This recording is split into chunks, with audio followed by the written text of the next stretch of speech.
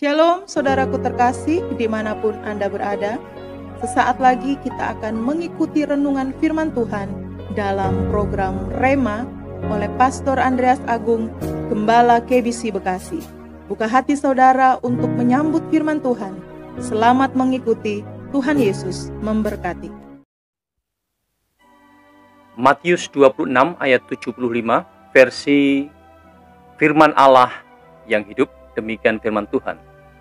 Lalu teringatlah Petrus akan apa yang telah dikatakan Yesus. Sebelum ayam berkokok, engkau akan menyangkal aku 3 kali. Petrus pun pergi sambil menangis dengan sedih. Shalom saudaraku, kita berjumpa lagi dalam program Rema, belajar firman Tuhan secara praktis dari Matius sampai Wahyu. Saudaraku, tidak ada satu orang pun di dunia ini yang tidak pernah berbuat salah. Yang patut menjadi perenungan adalah bukan pada jenis atau bentuk perbuatan salah yang kita lakukan, tetapi pada apa tindakan dan keputusan kita setelah kita sadar sedang melakukan kesalahan. Hal inilah yang sangat penting.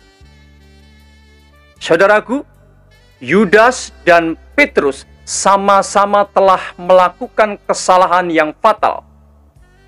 Satu menjual Yesus dan satunya menyangkal Yesus. Namun ada hal penting yang membedakan di antara Yudas dan Petrus. Perbedaannya terletak pada keputusan keduanya setelah sadar sedang melakukan kesalahan. Yudas memutuskan untuk mengakhiri hidupnya dengan tidak wajar. Petrus memutuskan untuk mengakui kesalahan, menyesalinya, dan bertobat. Keputusan Petrus inilah yang pada akhirnya menghantarkannya menjadi salah satu rasul Yesus Kristus yang sangat berpengaruh dalam sejarah gereja. Saudaraku, kekristenan kita bukanlah jaminan kita tidak melakukan kesalahan. Kesalahan bisa dilakukan oleh siapa saja, dari jemaat biasa sampai pendeta besar dan terkenal sekalipun. Yang terpenting adalah sikap hati kita setelah sadar sedang melakukan kesalahan. Kebenaran inilah yang harus menjadi sikap hati kita. Pertama, berani mengakui kesalahan. Jangan kebalikannya, sudah tahu salah, sombong, tidak mengakui kesalahannya. Kedua, berani minta maaf dengan rendah hati. Ketiga, menyesalinya dan berkomitmen tidak mengulanginya lagi.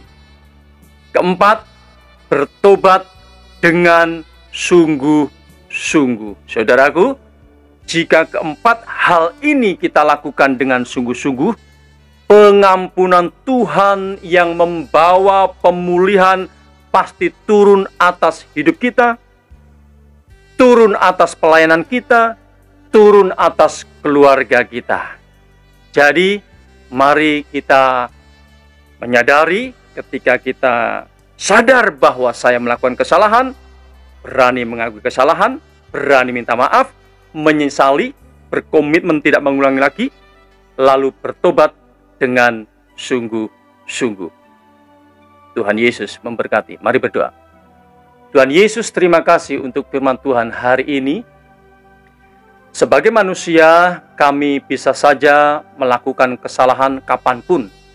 Tetapi Roh Kudus tolong kami, pada waktu kami sadar, kami melakukan kesalahan, supaya kami memutuskan untuk menyesalinya, lalu kemudian bertobat dengan sungguh-sungguh, supaya pengampunan dan pemulihan Tuhan terjadi atas hidup kami. Terima kasih Tuhan Yesus untuk firman Tuhan hari ini. Kesempatan yang baik ini aku berdoa Saudaraku, engkau yang sakit, aku berdoa dalam nama Tuhan Yesus, engkau disembuhkan. Yang lemah dikuatkan, yang susah dihiburkan, yang ada dalam pergumulan diberikan kemenangan dan harapan baru dalam nama Tuhan Yesus. Haleluya. Amin. Saudaraku, tetap semangat menjalani hidup. Immanuel, Tuhan Yesus menyertai kita semuanya. Amin.